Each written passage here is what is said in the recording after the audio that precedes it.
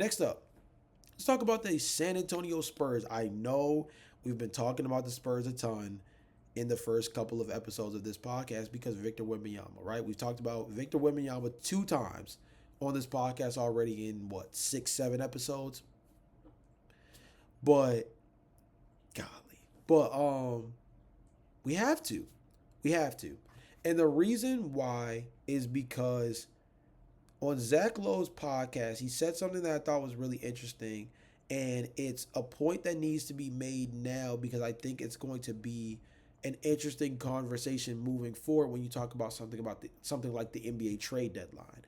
So Zach Lowe said on his podcast, he says, "There's a chance that based on the data we have, that Harper and Castle are a little farther along than anticipated, which makes the De'Aaron Fox thing I would classify as a good problem to have for San Antonio. Awkward potentially in 6 months, but good right now. Finally, someone gets it."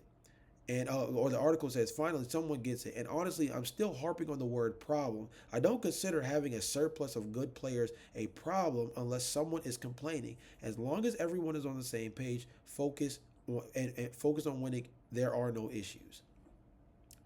Cool. We're gonna pick up on that in a way that I think is really interesting by first starting off with just exactly what the stats say about Stephon Castle and Dylan Harper. Because as Zach Lowe said, he said based on the data that we have, these two guys are further ahead than most would have anticipated, right? So Stephon Castle is averaging 18.3 points per game, second best on the team, along with 6 rebounds per game, 4.8 assists, 1.3 steals. And the biggest glaring thing for him is that he's turning the ball over a lot. He was having this issue last season. He is far and away leading the team in turnovers with 6.3. The next closest on the team is Devin Vassell with 2.3. Now, of course, Stephon Castle, starting point guard, going to have the ball in his hands a ton. But 6.3 turnovers is a ton, especially when you're only getting 4.8 assists per game. Your assist to turnover ratio is in the negatives. You play next to Victor Wembanyama. You need to be handling the ball at a high level and being able to control the pace of this team that has a lot to do with being able to take care of the rock. This team was one of the better squads at taking care of the ball and limiting turnovers last year. That had a lot to do with starting Chris Paul at that point guard position alongside Steph Castle in a lot of different iterations. Now, Dylan Harper, I think equally as productive, different kind of role. Dylan Harper, 14.8 points, 5.3 rebounds, 4.8 assists, 2 turnovers per game. And he's doing it in more of the floor general kind of way. Now, again, they're both averaging 4.8 assists, so it's not like anybody is looking like Trae Young or anything like that as a facilitator at the point guard spot right now. But he's doing it at much more controlled pace. See, Stephon Castle is your high value athlete point guard. He has the ability to hit the three, but so far this season, he struggled with it a little bit last year, is not necessarily falling as much. But he's able to do so much as a pace and space guard, especially in transition. Dylan Harper is somebody that, he got a lot of comparisons to this mold between Jalen Brunson and Cade Cunningham. And it has a lot to do with his body control, his footwork, and his ability to control his pace in a way where nobody can really speed him up, right? And that's what makes them so effective as a 1-2 punch because Steph Castle, he can play so much better in transition. And I think he works so well with somebody like Wemby as somebody that helps this like push the pace for this team. And then you have someone like Dylan Harper that thrives so well in a half-court setting that it allows this team to still be really effective when the game has to slow down around them, right? And so you look at what this team is capable of, and then you think about the fact that they still don't even have De'Aaron Fox back healthy yet that to now add to this. So again, it goes to the quote unquote good problem. Some of the things that stand out is that this team is bottom 3 in pace of play this year. De'Aaron Fox is going to contribute to that significantly. This team is bottom 4 in free throw percentage. I think that they can get to the free throw line a lot more. Victor Wembanyama is kind of single-handedly carrying their free throw rate. So I think that someone like De'Aaron Fox could add to that a ton. This team is one of the top rebounding teams in the league, tied for second at 49.5. That's something that when you have a guard like De'Aaron Fox can juice your offense when you're top 10 in offensive rebounding and top 2 in overall team rebounding, because now that creates opportunities for second chance points, number one. But number two, in terms of being a high level defensive rebounding team, it allows you to generate that offense faster because you can grab the ball off the board and you have somebody like De'Aaron Fox who can go into road runner mode, push the ball up the floor, and now get your team in the action sooner. Get your team into more transition offense quicker, and it makes them more dangerous. They're also a top 2 defense and top 6 in offensive rating right now. The good problem about this team is that they have the situation of being able to play an interchangeable backcourt where at any given time they can meet the requirements that are necessary in order to compete with a different team on a night to night basis. If you need to play a team like the Indiana Pacers, who are up tempo offense, you can match that up tempo pacing with playing Stephon Castle with De'Aaron Fox and having someone like having Dylan Harper come off the bench.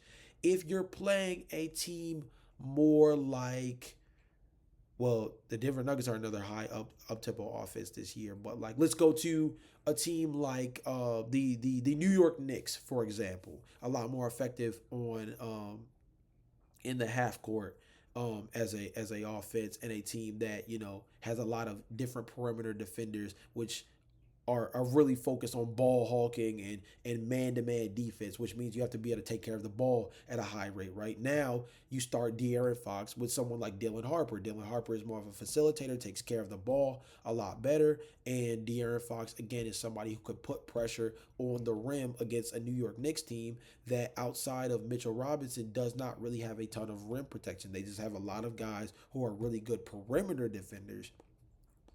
So you put someone like De'Aaron next to Dylan. They are in an interesting situation because Dylan has just been so good out the gate. Again, Dylan has been a steady hand. He's been effective and efficient. He's already had a 20-point game this year, showing that he does have the offensive upside, that if you need him to be a takeover guy or the perimeter, he has the ability to step into that role. De'Aaron is only going to be a net positive for them in the early going. Now, again, similar to what Zach Lowe said about in 6 months, maybe it being an awkward conversation, that has a lot to do with the fact that 6 months from now, there's going to be real buzz around the fact that De'Aaron Fox does require a contract extension, right? And one of the biggest deterring factors for De'Aaron Fox not ending up in a different location than San Antonio, besides the fact that that's exactly where he wanted to go, was that he put pressure on other teams to make the decision on whether or not they wanted to trade for him, knowing that there was a chance that he would not choose to sign with them long term for whatever fit reasons or whatever the circumstance may be.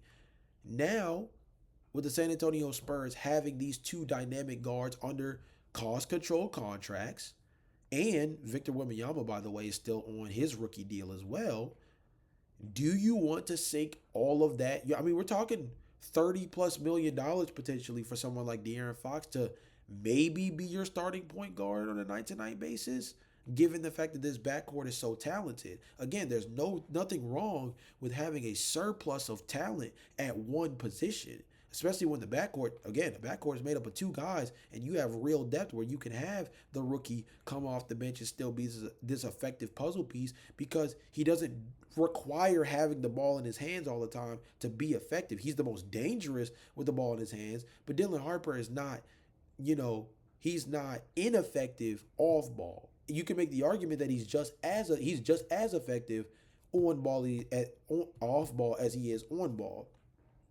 So to have those two cheaper options, do you want to invest $30+ million a year into De'Aaron Fox? That's where the conversation gets awkward. But in the immediate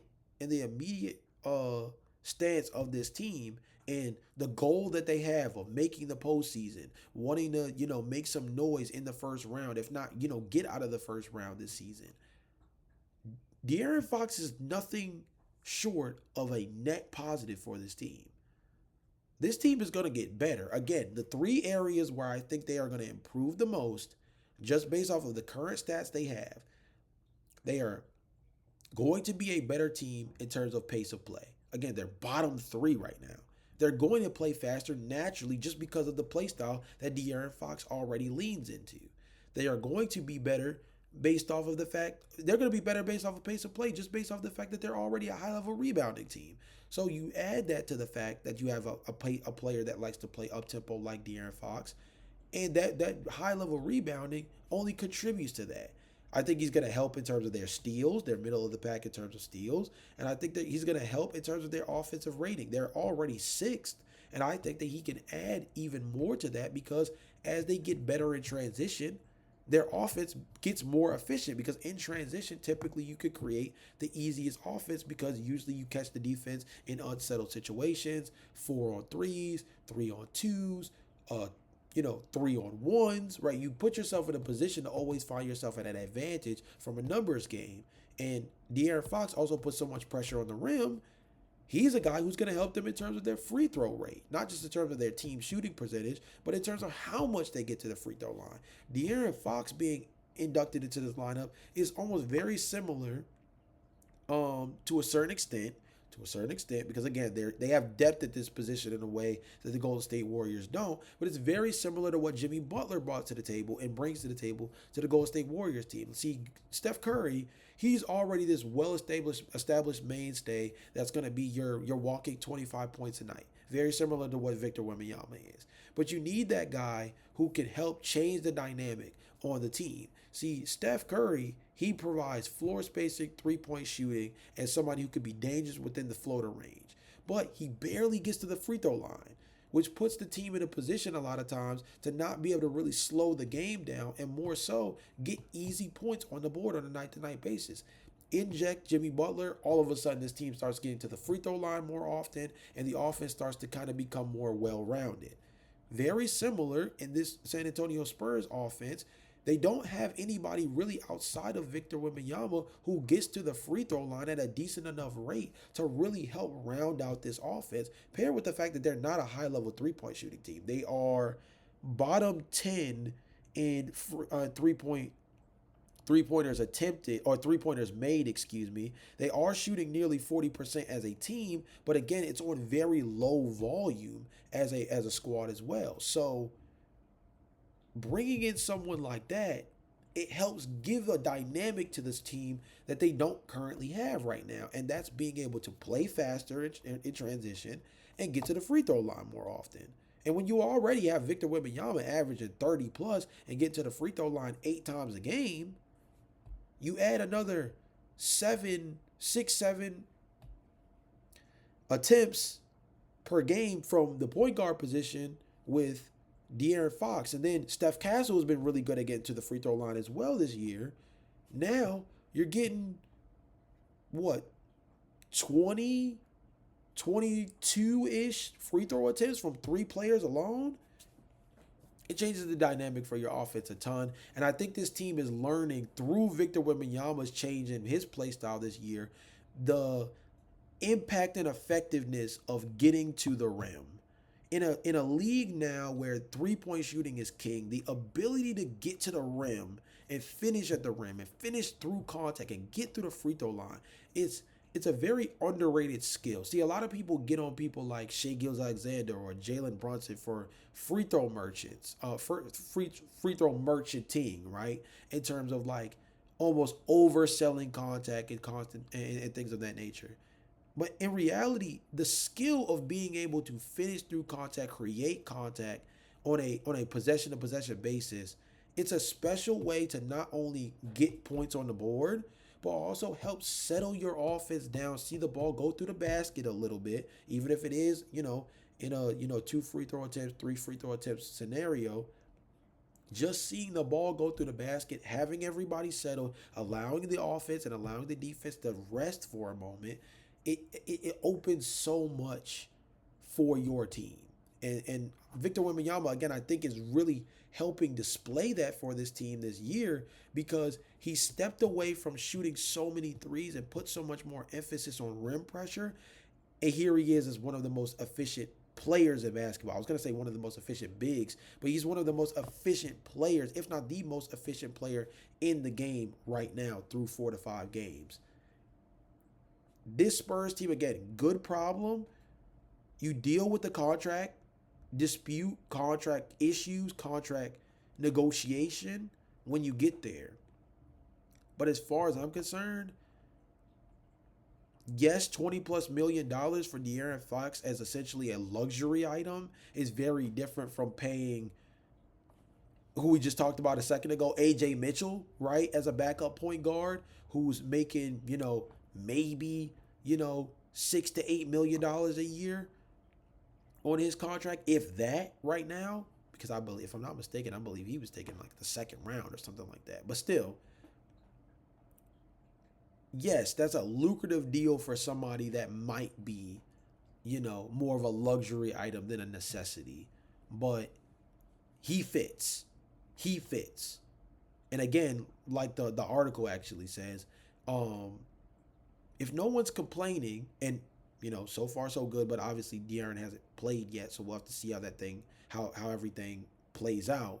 But if no one's complaining and everything is working in the right direction, that's just called having depth. And everybody in this league needs that, especially in today's NBA, where I think depth is almost as important as talent is, right? I think having 5 guys who can all be effective on the floor at one time, the ability to dribble past you, having at least 2 to 3 high-level defenders on the floor at all times, those are all really important factors to building a championship team in today's NBA. So having depth, there's nothing wrong with that by any means. And if you just so happen to have depth that's this dang talented, that's a plus.